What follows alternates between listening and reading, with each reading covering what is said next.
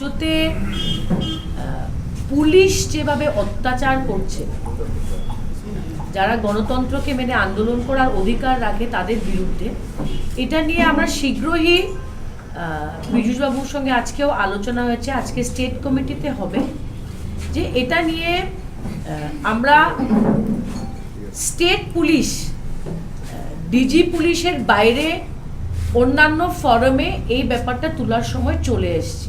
কারণ এইভাবে লাঠি চার্জ, যেখানে একজন একটা প্রেগনেন্ট মেয়ে রয়েছে, একজন কিডনি পেশেন্টকে এইভাবে মেরেছে। রাজীব বন্দ্যোপাধ্যায় কালকে হসপিটালে গেছিলেন, আমি আর পীযূষবাবু মাতাবাড়িতে ছিলাম তখন। এটা আমরা কোনোদিন এই দেশের ইতিহাসে দেখিনি। কখন দেখতে পেয়েছি? যখন ভারতীয় জনতা পার্টি এসছে।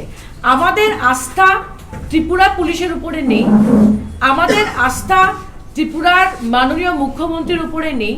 আর এডুকেশনের মিনিস্টারের ব্যাপারে বলে আমি আমাদের সময় নষ্ট করতে চাই না।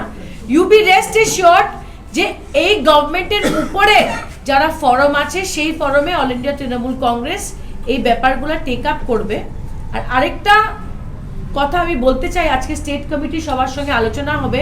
শোনা যাচ্ছে যে আগামী 18 তারিখ বা 19 তারিখ দেশের প্রধানমন্ত্রী নরেন্দ্র মোদীজি ত্রিপুরার মাটিতে আসছেন, এবং ত্রিপুরার মাটিতে আসছেন, ওনার অনেক জবাবদারির দরকার রয়েছে।